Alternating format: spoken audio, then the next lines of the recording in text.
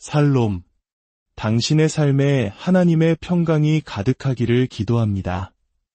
오늘 이 자리에 함께하신 여러분을 진심으로 환영합니다.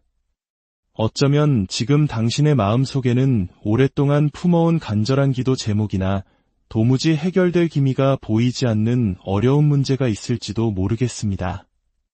오늘 선포되는 하나님의 말씀을 통해 당신이 그토록 찾아 헤매던 응답과 돌파구를 발견하는 놀라운 은혜가 임하기를 소망합니다.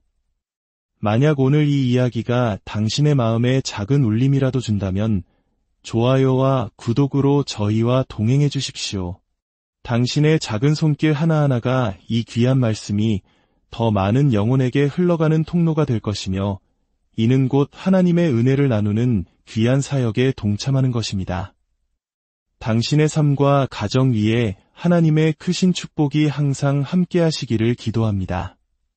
성경 시편에는 이런 구절이 있습니다. 주의 말씀은 내 발의 등이여 내 길의 빛이니이다. 이 구절을 깊이 묵상해보면 우리는 하나님의 일하시는 방식에 대한 중요한 통찰을 얻게 됩니다. 하나님께서는 우리 인생의 모든 길을 처음부터 끝까지 환한 대나처럼 보여주시는 분이 아니라는 것입니다. 만약 그랬다면 우리에겐 믿음이 필요 없었을 겁니다. 그 대신 하나님께서는 마치 칠흑 같은 어둠 속에서 한 걸음 내디딜 수 있을 만큼의 빛만 비추는 작은 등불처럼 우리를 인도하십니다. 우리가 믿음으로 한 걸음을 내디딜 때 바로 그 다음 발자국을 비출 빛이 생겨납니다. 그렇게 한 걸음 또 한 걸음 오직 주님만을 의지하며 나아갈 때 우리의 길은 점점 더 선명해지고 밝아지는 것입니다. 아멘. 이것이 바로 하나님께서 우리에게 원하시는 삶의 방식입니다. 우리 스스로의 힘과 지혜가 아닌 매 순간 하나님을 전적으로 의지하는 삶말입니다. 믿음의 조상 아브라함의 이야기를 떠올려 보십시오. 하나님께서는 아브라함에게 그의 아들 이삭을 바칠 산으로 가라고 명령하셨습니다. 하지만 그 산이 정확히 어디에 있는지 주소나 지도를 알려주지 않으셨습니다. 그저 내가 내게 일러줄 한 산이라고만 말씀하셨죠. 아브라함은 그저 하나님의 말씀을 믿고 길을 떠나야만 했습니다. 모든 것을 다 알고 시작하는 것이 아니라 순종의 발걸음을 내디뎠을 때 비로소 목적지가 드러나는 것, 이것이 바로 하나님의 방법입니다. 지금 당장 이해되지 않는 일이 있더라도 걱정하지 마십시오. 믿음으로 계속 걸어가다 보면 안 계속 갔던 길이 점차 선명해질 것입니다. 지금 당장 필요한 것이 채워지지 않았더라도 염려하지 마십시오. 가장 정확한 때에 가장 완벽한 방법으로 공급될 것입니다. 하나님께서는 우리가 장애물 바로 앞에, 굳게 닫힌 문 바로 앞에 도달하기까지 기다리시는 경우가 많습니다. 왜일까요? 바로 그 순간이야말로 우리의 믿음이 가장 빛을 발하는 순간이기 때문입니다. 이스라엘 백성이 요단강을 건너는 장면을 기억하십니까? 성경은 그때가 봄철이라 강물이 강둑까지 넘실거리는 아주 위험한 시기였다고 기록합니다. 겨울 동안 산에 쌓였던 눈이 녹아내려 마치 쓰나미처럼 거대한 물줄기가 모든 것을 휩쓸고 있었습니다. 상식적으로는 도저히 강을 건널 수 없는 상황입니다. 하나님께서는 바로 그때 언약궤를 맨 제사장들에게 명령하십니다. 요단으로 들어가라. 기적은 그들이 강가에서 기도할 때 일어나지 않았습니다. 그 전날 밤이나 새벽에도 일어나지 않았습니다. 기적은 바로 예수 그리스도의 영광을 상징하는 언약궤를 맨 제사장들이 넘실거리는 강물에 첫 발을 내디딘 바로 그 순간에 일어났습니다. 성경은 궤를 맨 자들의 발이 물가에 잠기자 곧 위에서부터 흘러내리던 물이 그쳤다고 증언합니다. 꽝! 하고 거대한 댐이 세워진 것처럼 물이 멈춰선 것입니다. 이것이 바로 하나님께서 우리를 도우시는 방식입니다. 우리를 항상 당신께 의존하게 만드십니다. 저 역시 젊은 시절 처음으로 많은 사람들 앞에서 설교하라는 부르심을 받았을 때의 기억이 생생합니다. 저는 너무나 두렵고 떨려서 설교문 전체를, 심지어 농담까지 단어 하나하나, 토시 하나 틀리지 않고 전부 외워버렸습니다. 만약 한 단어라도 잊어버리면 모든 것이 무너질 것 같았기 때문입니다. 저는 본래 사람들 앞에서 말을 잘하는 성격이 아니었고, 심지어 말을 더듬기까지 했습니다. 하지만 하나님께서는 모세처럼 말이 어눌한 자를 들어 당신의 위대한 대변인으로 사용하십니다. 세상은 우리에게 약점을 감추라고 말합니다. 약점은 부끄러운 것이니 절대 드러내지 말라고 가르칩니다. 하지만 하나님의 방식은 정반대입니다. 하나님께서는 오직 우리의 약함 속에서 당신의 강함을 온전히 드러내십니다. 나병 환자 10명의 이야기를 보십시오. 그들은 예수님께 치유해달라고 간구했습니다. 예수님께서는 그들에게 가서 제사장들에게 너희 몸을 보이라고 말씀하셨습니다.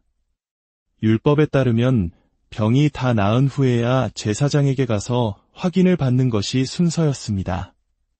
하지만 예수님께서는 아직 병이 낫지 않은 그들에게 마치 다 나은 사람처럼 행동하라고 명령하신 것입니다.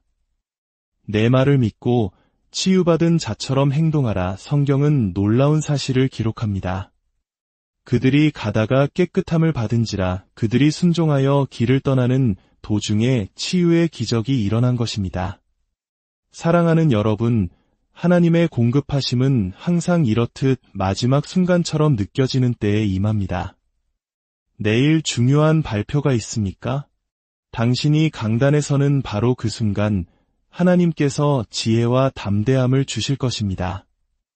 여호수아 시대의 군인이 전투 전날 밤 칼을 갈며 근육에 힘이 생기기를 기도해도 아무 일도 일어나지 않습니다. 용기와 힘은 적진을 향해 두려워하지 말라는 하나님의 말씀을 붙들고 발걸음을 내딛는 바로 그 순간에 부어지는 것입니다. 그때 비로소 공급이 흐르고 능력이 흐르기 시작합니다. 아멘. 예수님께서 가나의 혼인잔치에서 물을 포도주로 바꾸신 기적을 기억해 보십시오.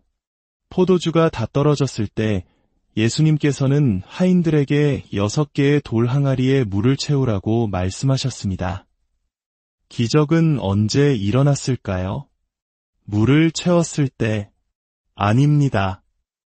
예수님께서는 이제는 떠서 연회장에게 갖다 주라고 말씀하셨습니다. 감히 누가 맹물 한 잔을 연회의 책임자에게 갖다 줄 수 있겠습니까? 하지만 하인들이 순종하여 그 물을 가지고 가는 그 길 위에서 물이 예수님을 보고 얼굴을 붉히며 최상급 포도주로 변했던 것입니다.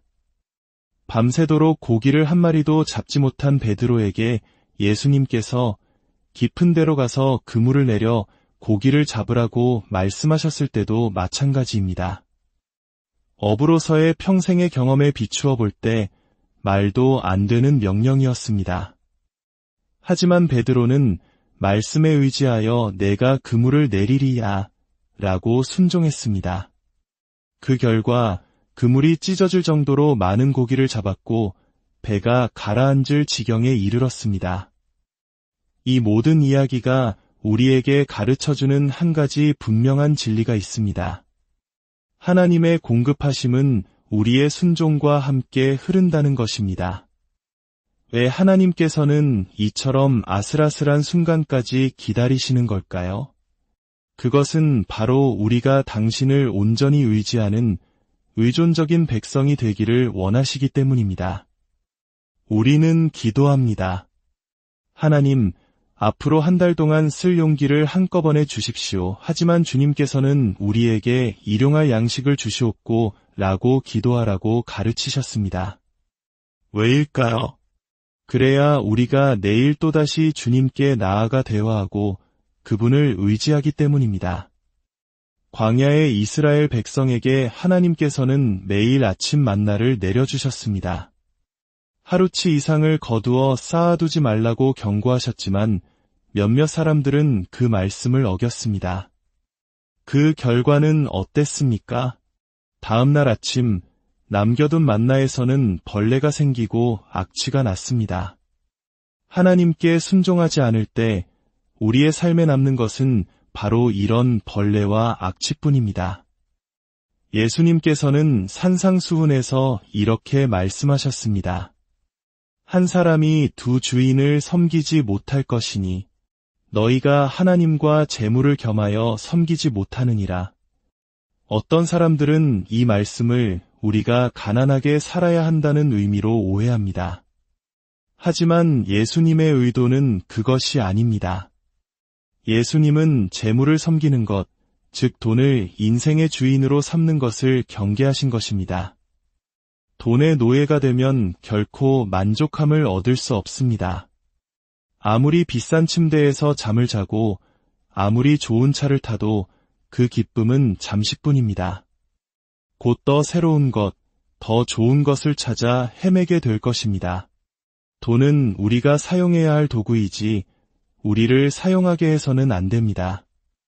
예수님께서는 하나님과 재물을 겸하여 섬길 수 없다고 말씀하신 직후에 그러므로 내가 너희에게 이르노니 목숨을 위하여 무엇을 먹을까 무엇을 마실까 몸을 위하여 무엇을 입을까 염려하지 말라고 이어서 말씀하셨습니다.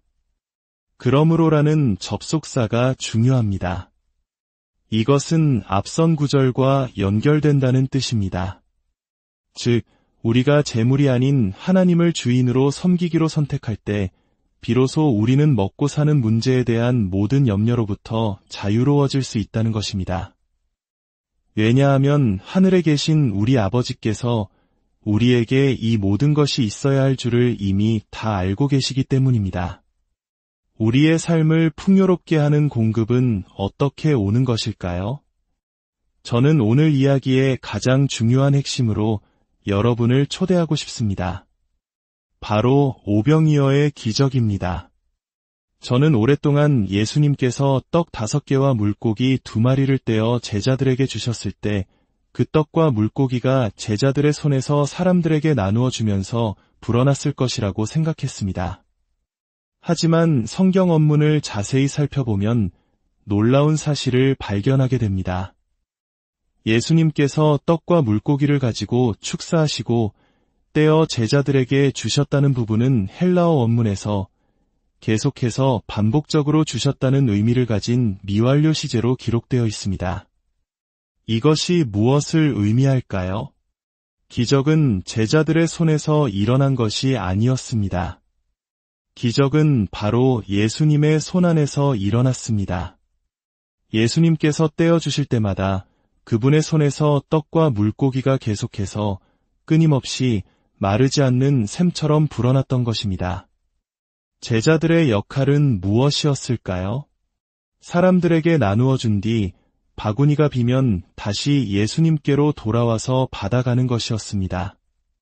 주고, 돌아오고, 받고, 또 주고, 돌아오고, 또 받고, 이것을 계속해서 반복해야만 했습니다. 사랑하는 여러분, 바로 이것이 우리 삶의 비밀입니다. 우리의 공급은 예수님께로 계속해서 돌아가는 것에 달려 있습니다. 그분은 마르지 않는 공급의 근원이십니다. 그분은 계속해서 주고, 또 주고, 또 주고 계십니다. 문제는 우리가 그분 앞에 받으러 나아가지 않는다는 것입니다. 얼마나 오랫동안 주님과 대화하지 않으셨습니까? 얼마나 오랫동안 그분께 나아가지 않으셨습니까? 그분은 당신이 없는 동안에도 계속해서 은혜를 부어주고 계셨습니다. 우리가 주님의 임재 앞에 나아갈 때 약한 자는 강해지고 병든 자는 치유되며 보지 못하던 자는 보게 됩니다. 그분의 임재 안에는 설명할 수 없는 능력의 전이가 있습니다. 우리가 주님께 무언가를 드리는 것이 아니라 위대하신 공급자이신 그분께서 우리에게 부어주시는 것입니다. 그러므로 우리는 계속해서 그분께로 돌아가야 합니다. 어제의 만남으로는 오늘을 살 수 없습니다. 지난주에 받은 은혜로는 오늘의 문제를 해결할 수 없습니다. 하나님께서는 우리가 매일, 매 순간 간 내린 신선한 만나를 먹기 원하십니다. 전기 요금이 오르고 생활비가 치솟고 있습니까? 주님께 나아가십시오. 그분께는 어떤 것도 놀라운 일이 아닙니다. 그저 그분의 임재 안에 머무는 것만으로도 당신의 영혼에는 새로운 공급이 시작될 것입니다. 그분은 계속해서 주고 계십니다.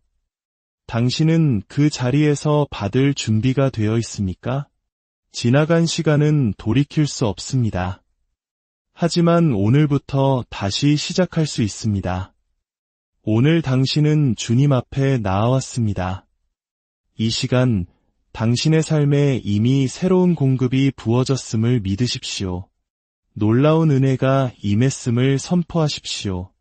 모든 성도님의 삶 가운데 모든 것을 아시고 모든 것을 채우시는 하나님의 놀라운 공급하심이 마르지 않는 샘물처럼 흘러넘치기를 예수 그리스도의 이름으로 간절히 축원합니다.